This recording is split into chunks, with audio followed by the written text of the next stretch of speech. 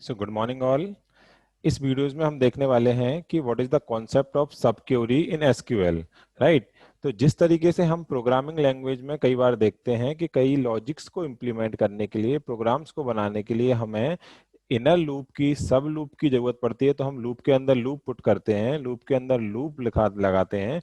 उसी तरीके से कई बार हम देखते हैं कि इफ एल्स के अंदर भी हम नेस्टेड इफ एल्स का यूज करते हैं। तो इसी तरीके से हमारे एसक्यूएल में भी हमें कई बार इस तरीके की एसक्यूएल की क्वेरीज लिखने को मिलेंगी, जिनका रिजल्ट रिट्रीव करने के लिए हमें किसी दूसरी सब क्वेरीज की नीड होगी, राइट। तो दूसरी जो सब क्वेरीज की नीड होगी उसको हमें रिट्रीव करने के लिए किसी सब क्वेरीज की नीड होगी, राइट। जिस तरीके से प्रोग्रामिंग में एक कॉन्सेप्ट होता है, उसी तरीके से एसक्यूएल में भी आप देखोगे कि हमें क्वेरीज के अंदर क्वेरीज कई बार लिखनी पड़ेंगी अपने रिजल्ट को रिट्रीव करने के लिए। तो इस कॉन्सेप्ट को थोड़ा और हाईलाइट करते हैं। तो यहाँ पे हमने क्या देखा, इस पूरे जो पिक्चर आपके सामने है, इसमें हमने पहले इसका एक कॉन्सेप्ट समझते हैं कि एग्जीक्यूट किस तरीके से होती है सब क्वेरी का कॉन्सेप्ट। तो इसके अगर एग्जीक्यूशन की बात करें तो सबसे पहले जो सब क्वेरीज होती है उसका रिजल्ट कैलकुलेट होता है, राइट। तो सबसे पहले एग्जीक्यूशन किसका होता है, सब क्वेरीज का होता है। तो सबसे पहले जो एग्जीक्यूट होगी सब क्वेरी, उसका जो रिजल्ट होगा वो कहाँ पे यूज होता है, मेन क्वेरीज में, राइट। और मेन क्वेरीज में जब सब क्वेरीज का रिजल्ट यूज होने के बाद, जो भी मेन क्वेरीज का मेन कॉन्सेप्ट है उसको एग्जीक्यूट होने के बाद फाइनल हमें जो फाइनल फाइनल जो रिजल्ट मिलता है वो हमारा होता है फाइनल मेन क्वेरी का रिजल्ट, राइट। तो इसीलिए आप यहाँ देख पा रहे होंगे कि सबसे पहले कौन एग्जीक्यूट होगा, सबसे पहले सब क्वेरी एग्जीक्यूशन होगी और उसके बाद होगी मेन क्वेरी। और सब क्वेरीज के अंदर हम लिखते हैं, मेन क्वेरीज के अंदर ही हम सब क्वेरीज को लिखते हैं। तो आपको इजीली यहाँ से समझ में आ रहा होगा कि किस तरीके से लिखेंगे क्वेरीज और किस तरीके से उनका एग्जीक्यूशन होगा, राइट। अब इसके बाद हम अगर इसको समझें तो सब क्वेरीज, जैसा हम अभी भी बात की थी, सब क्वेरीज हमारा क्या है, एक सिंपल सा इनर क्वेरीज, राइट। सब क्वेरीज को हम इनर क्वेरीज भी बोलते हैं और ये एग्जीक्यूट कब होती है, मेन क्वेरीज के पहले, राइट। इसी तरीके से जो दूसरा कॉन्सेप्ट इसमें जो हाईलाइट किया गया कि जो सब क्वेरीज, हाँ, जिसके जो रिजल्ट ऑफ सब क्वेरीज होगा वो कहाँ पे यूज होगा, हमारे मेन क्वेरीज के अंदर, जिसको हम आउटर क्वेरीज बोलते हैं। तो इनर क्वेरीज मतलब सब queries, outer query means, outer query का मतलब क्या रहता है हमारा, outer query means main query, right.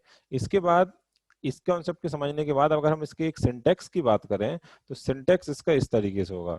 इस सिंटेक्स में आप एक जस्ट मिनट, इस सिंटेक्स में आप देख रहे होंगे कि ये जो क्यूरीज लिखी हुई है वेयर क्लॉज में, ये हमारी क्या है, सब क्यूरीज, राइट। इसकी जरूरत क्यों पड़ी, जैसे सपोज कई बार हम इस टाइप के एग्जाम्पल देखते हैं कि उन एम्प्लॉयज की सैलरी से छोटी जो किसी एक एम्प्लॉय की सैलरी है, सपोज स्टीवन की जो सैलरी है उसकी सैलरी से लेस देन जिन जिन की सैलरीज है उन एम्प्लॉयज के नेम रिट्रीव करो। तो सबसे पहले यहाँ पे हमें क्या देनी पड़ेगी, यहाँ पे जो हम लेस देन वाला ऑपरेटर लगा रहे हैं, यहाँ पे वो सैलरी जाएगी जो स्टीवन की सैलरी है। हमें पता नहीं स्टीवन की सैलरी क्या है, तो स्टीवन की या किसी एम्प्लॉय की सैलरी, XYZ एम्प्लॉय की सैलरी रिट्रीव करने पड़ेगी पहले, सो दैट उसके रिजल्ट के साथ कंपेयर होगा, किसका कंपेरिजन होगा, जो हमें अदर एम्प्लॉयज को निकालना है।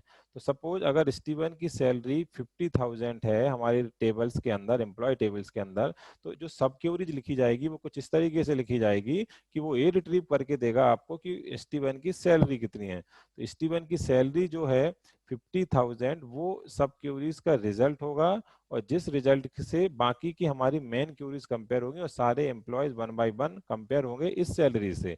तो इसमें हमें पता नहीं था कि स्टीवन या XYZ की सैलरी क्या है, तो इस सैलरी को कैलकुलेट करने के लिए हमें सब क्वेरीज को फायर करना पड़ा। आगे एग्जाम्पल में कई बार देखेंगे इस तरीके की सैलरीज के एग्जाम्पल।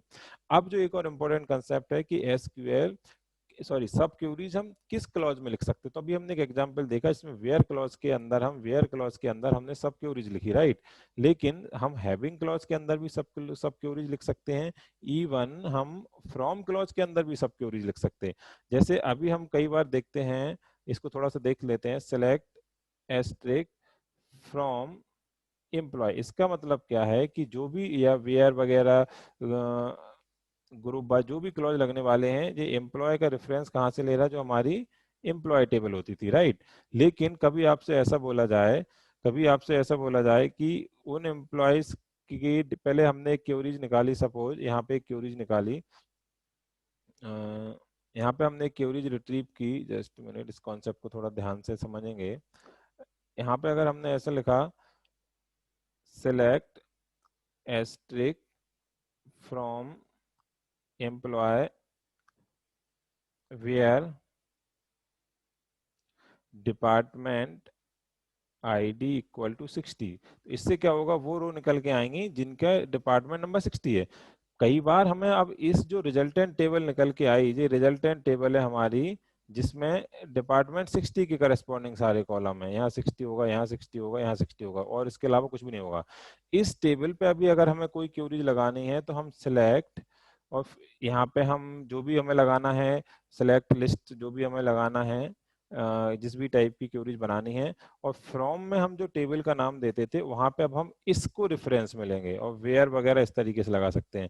तो जो फ्रॉम्स में हमने इसका रेफरेंस लिया, मतलब है कि जो फ्रॉम क्लॉज की क्यूरीज होगी वो यहाँ से रिट्रीव होगी। जैसे एम्प्लॉय का रेफरेंस यहाँ से लिया गया था, उसी तरीके से अब इस फ्रॉम क्लॉज में ए वाली टेबल का क्या आने वाला है, इस वाली टेबल का डेटा, मतलब इस वाली टेबल से डेटा फैच करेगी। तो इस तरीके के एग्जाम्पल में हम देखेंगे कि फ्रॉम क्लॉज के अंदर भी हम सब क्वेरीज को लिख सकते हैं, राइट। तो इस तरीके के एग्जाम्पल और आगे हम देखने वाले हैं। जैसे ये एग्जाम्पल है, एक सिंपल सा एग्जाम्पल देखते हैं। इस यहाँ पे क्या मेंशन है, सिंपल सा, कि उन एम्प्लॉयज की जस्ट क्वेरी से display all the employ who earn more than Abel, जिसकी सैलरी एबल की सैलरी से ज्यादा है, जहां हमने स्टीवन लिया था उनकी सैलरी से ज्यादा है, जो उन्होंने एम्प्लॉयज के लास्ट नेम निकालो। तो सबसे पहले ये कैलकुलेट करना पड़ेगा कि जो एबल है इसकी सैलरी क्या है, तभी तो हम कंपेयर कर पाएंगे यहाँ से बाकी एम्प्लॉयज के साथ।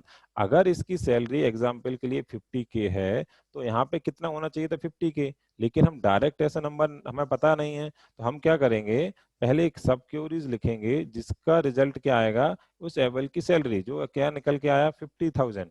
अब बाकी की सैलरी ग्रेटर देन है किससे, 50,000 से। तो यहाँ पे आप जो रिजल्ट कैलकुलेट होके आए, यहाँ पे आप देखोगे कि 50,000 से ग्रेटर देन जिन जिन की सैलरी है, उन्हीं की रिजल्ट यहाँ पे क्या निकल के आए, इस सिलेक्ट क्लॉज के अंदर। तो एक छोटी सी क्यूरीज थी जिसमें हमने क्या देखा कि सब क्यूरीज से हमने एक रिजल्ट निकाला, उसको बाकी हमने कंपेयर किया किसमें, मेन क्यूरीज के अंदर।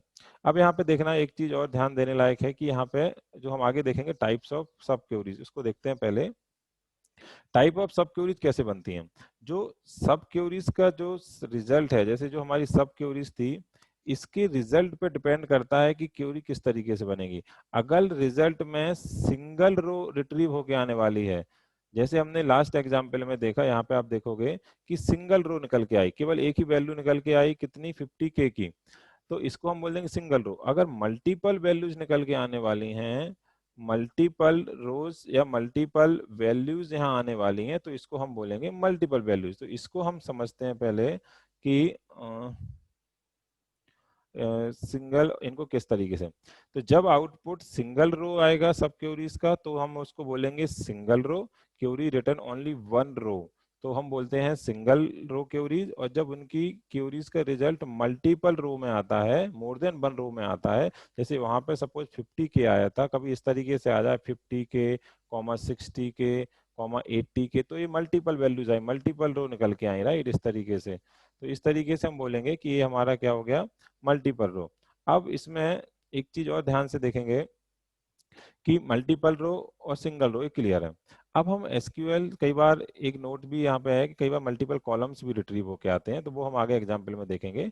अभी हम देखते हैं कि इस चीज को, इसको जरा ध्यान से देखना कि जब सिंगल रो, जो इनको बोलते हैं सिंगल रो ऑपरेटर्स और इनको बोलते हैं मल्टी रो ऑपरेटर्स। इसका मतलब क्या है, जैसे सपोज हमारे लास्ट के ओरिजिन में 50 की वैल्यू निकल के आई, तो इस पे हम बोल सकते हैं इक्वल ऑपरेटर काम कर सकता है, greater than operator, less than operator, और भी रिमेनिंग ऑपरेटर काम कर सकते हैं। लेकिन अगर ये ऐसा बोला जाता है कि 50K, 60K और 80K तीन वैल्यूज हैं, तो क्या इक्वल ऑपरेटर काम कर सकता था, नहीं कर सकता था, क्योंकि वो किससे कंपेयर करता है, इससे, इससे क्या, इससे। तो हमारे पास उसके इक्वल नहीं समझ सकता, वो एक ही के साथ कंपेयर करेगा, सिंगल वैल्यू के साथ। यहाँ पे लेस देन इक्वल टू काम कर सकता है क्या, नहीं कर सकता। क्यों नहीं कर सकता, क्योंकि इक्वल ऑपरेटर केवल और केवल एक ही के साथ काम कर सकता है, राइट। तो जब इस तरीके की मल्टीपल रो आती हैं, तो वहां पे ऑपरेटर काम नहीं करते। तो हमने एक और ऑपरेटर, कुछ ऑपरेटर देखे हैं जिसमें इन, एनी, ऑल, इनका मतलब क्या होता है कि इनमें से किसी जो भी कंडीशन आप यहाँ पे देने वाले हो, जो भी कंडीशन देने वाले हो, अगर वो एनी लगाया मतलब किसी एक के साथ भी ट्रू होती है तो वो ट्रू मानी जाएगी। इसी तरीके से ऑल का कॉन्सेप्ट होता है कि सभी के साथ ट्रू होनी चाहिए तो ही ट्रू मानी जाएगी। इन मतलब एग्जैक्ट इक्वल टू किसी एक के साथ होना चाहिए इसमें से। तो ये इन ऑल ऑपरेटर्स को समझोगे तो वहां पे आप इजीली समझ सकते हो कि किस तरीके से ये सारे ऑपरेटर काम करते हैं। तो यहाँ पे हमने क्या देखा कि जब हम सिंगल रो रिजल्ट रिटर्न करेगी सब क्वेरी तो इन ऑपरेटर्स का यूज करेंगे, और जब मल्टीपल रो रिटर्न करने वाले हैं तो इन ऑपरेटर्स का यूज करेंगे, क्योंकि वो ऑपरेटर्स वहां पे काम नहीं करेंगे। इसको एग्जांपल से भी देख लेंगे। सिंपल सी एक क्वेरीज है जिसमें क्या निकालना है, उन एम्प्लॉयज की जॉब आईडी, नेम और सैलरी निकालनी है। ध्यान से देखना, जिनका जॉब आईडी, सैलरी और एम्प्लॉय आईडी निकालनी है, जिनका एम्प्लॉय आईडी की सैलरी से ग्रेटर देन होना चाहिए और एम्प्लॉय आईडी 141 की क्या होना चाहिए, इक्वल टू क्लर्क होना चाहिए, मतलब उसका जो भी जॉब का टाइटल है। तो सबसे पहला काम क्या है हमारा कि जो एम्प्लॉय आईडी जो है, सपोज यहाँ 141 है, उसका टाइटल क्या है, जॉब आईडी क्या है, तो हमें पहले तो ये निकालना पड़ेगा क्योंकि हमें नहीं पता। उसके बाद जो दूसरा हमारा काम रहेगा कि जिसका एम्प्लॉय आईडी 143 है, उसकी सैलरी क्या है ये निकालनी रहेगी। ये दोनों अगर निकल आएंगे तो हम यहाँ पे एक में इक्वल कंडीशन और ग्रेटर देन कंडीशन के साथ रिमेनिंग जो हमारा आउटपुट है उन सारे एम्प्लॉयज को निकाल सकते हैं, दोनों कंडीशन फुलफिल करेंगी। क्योंकि हमारे पास ये दोनों है नहीं, तो हमें इनको रिट्रीव करने के लिए कि अगर 141 एसटी क्लर्क के अंदर काम करता है तो इसको रिट्रीव करने के लिए क्यूरी लिखनी पड़ेगी। उसकी सैलरी कितनी है, सपोज 2600 उसकी सैलरी है, तो उसको रिट्रीव करने के लिए क्यूरी लिखनी पड़ेगी, सो दैट हम अपनी फाइनल क्यूरीज को बना पाएंगे। तो यहाँ पे आपने देखा होगा कि दो सब क्यूरीज यहाँ पे लिखी गई हैं। एक तो सब क्यूरीज है ए, सब क्यूरीज 1, और एक यहाँ पे लिखी है सब क्यूरीज 2। ये सब क्यूरीज हमारा उसके डिपार्टमेंट निकाल के दे रहा, जॉब आईडी निकाल के दे रहा, और ये वाली सब क्यूरीज हमारी क्या निकाल के दे रही है, उसकी सैलरीज को निकाल के दे रही। तो इन दोनों सब क्यूरीज से हमारे वो आ जाएंगे कंडीशन, जो हमारी डिजायर कंडीशन मैच होना है, और फिर हम वेयर क्लॉज में दोनों कंडीशन को मैच कर सकते। तो ये एक छोटा सा और एग्जाम्पल था जिसमें हमने क्या देखा था कि किस तरीके से हम सब क्वेरीज को यूज करेंगे, राइट। बाकी सब की क्वेरीज वैसे ही जैसे हम लोग एसक्यूएल क्वेरीज बनाते हैं, पर यहाँ पर डायरेक्ट वैल्यू ना देके, हमारे पास वैल्यू है ही नहीं कि ये डिपार्टमेंट हमारे पास है ही नहीं, इस डिपार्टमेंट को रिट्रीव करने के लिए क्वेरी लिखनी पड़ेगी। यहाँ पे अगर 2600 होता तो हमारा काम हो जाता, लेकिन हमें पता नहीं था कि 141 एम्प्लॉय की सैलरी कितनी है, तो हमें उसके लिए क्वेरी लिखनी पड़ेगी, राइट। ये सब क्वेरीज है। सेकेंड हाईएस्ट नंबर बहुत कॉमन सा एग्जाम्पल है, इंटरव्यूज में कई बार रिपीट होता है कि कभी भी second highest number, second highest salary निकालो। तो अगर ये सैलरी है A24 के, A80 के, A25 के, और ये हमारी 30 के, और ये हमारी सपोज 20, ठीक है, ओके, राइट। तो इसकी अगर हम मैक्स सैलरी की बात करें तो हम इजीली निकाल सकते हैं, सेलेक्ट मैक्स, और यहाँ पे हम दे सकते हैं सैलरी, और दे सकते हैं फ्रॉम और एम्प्लॉय जो हमारी टेबल का नाम है, तो निकल के क्या आ जाएगी 80, ये आंसर आ जाएगा मैक्स सैलरी। लेकिन हमें ये निकालना है कि सेकेंड हाईएस्ट का कॉन्सेप्ट क्या होता। मैक्स जो निकली उससे लेस देन होना चाहिए, और जो रिमेनिंग जो वैल्यूज हैं 1, 2, 3, इसमें सबसे हाईएस्ट होना चाहिए। इससे कम रिमेनिंग में मैक्स तो निकल के आएगा 30,000, राइट। तो उसी को हम अपने एसक्यूएल्स में किस तरीके से बनाएंगे, तो सबसे पहले हमें एक सब क्वेरी लगेगी मैक्सिमम नंबर को रिट्रीव करने के लिए। तो यहाँ से अगर आप देखोगे तो उस जो हमने अभी प्रीवियस एग्जांपल देखा था इसमें 80, 70, 75 और सपोज 90 और सपोज आ गया 100। तो इसमें मैक्स नंबर ए है और सेकेंड मैक्स नंबर ए है। तो सबसे पहले तो मैक्स सैलरी निकाल लेंगे यहाँ पे 100, तो ये निकाल के देगा 100, और इस 100 से अब हम इसको कंपेयर करेंगे, इसको कंपेयर करेंगे, इसको कंपेयर करेंगे, इसको और इसको, तो ये तो कंडीशन फॉल्स हो जाएगी यहाँ पे। इन सबको कंपेयर करेंगे तो हम देखें, आई थिंक ये लेस देन ऑपरेटर होगा, जिनकी सैलरी लेस देन है। तो यहाँ पे हम देखेंगे कि जिनकी सैलरी अब लेस देन आने वाली है 100 के साथ प्लस प्लस, तो इनकी आएगी लेस देन से 100, मैक्सिमम से 100 ऑब्वियसली। अब इनमें से भी मैक्स कौन सा है, तो इनमें से मैक्स कौन सा निकल के आएगा 90, तो ये हमारी होगी सेकंड हाईएस्ट सैलरी। तो यहाँ पे हमने एक सब क्यूरीज लगाई और उस सब क्यूरीज से हमने निकाली मैक्स सैलरी, और बाकी हमने रिमेनिंग फिर क्या निकाली, सेकंड नंबर की max salary, right, second highest salary. इसके बाद एक और है, display all the department that have minimum salary greater than of department 50। तो सबसे पहले हम मिनिमम सैलरी किसकी निकालेंगे, सेम है डिपार्टमेंट 50 की मिनिमम सैलरी। तो हमें पता नहीं है तो हमें क्यूरी लाइट करनी पड़ेगी। तो हमने यहाँ पे उसकी सैलरी के लिए select minimum salary from employ for department ID. तो डिपार्टमेंट आईडी जो 50 है उसकी मिनिमम सैलरी, सबसे कम सैलरी उस डिपार्टमेंट में 2500 जाती है, राइट। अब हम बाकी एम्प्लॉयज की डिपार्टमेंट आईडी और मिनिमम सैलरी निकालेंगे जो ग्रुपिंग होगी। यहाँ पे ग्रुप बाय क्लॉज का उसका जो पुराना वीडियो उससे जरूर देखना, तो आप समझ में आ जाएगा। ग्रुप बनाएंगे और ग्रुप के बाद उनकी मिनिमम सैलरी निकालेंगे, और जिनकी मिनिमम सैलरी इससे ग्रेटर देन है इस 2500 से, वही हमारा रिजल्ट आएगा। तो ये भी एक अनदर एग्जाम्पल है किसका, हमारे सब क्यूरीज का। अब इसके बाद एक और आता है मल्टीपल रो। जैसे वहां पे अभी तक हम देख रहे हैं कि हमारे पास केवल 50 के रिजल्ट में आ रहा, पर अगर ऐसा आ जाए 60, 50 और 80, मतलब तीन वैल्यूज आई, तीन रो रिट्रीव होके आई, तो हम क्या इक्वल टू वगैरह नहीं लगा सकते, वहां पे हमें इन एनी ऑल लगाना पड़ेगा।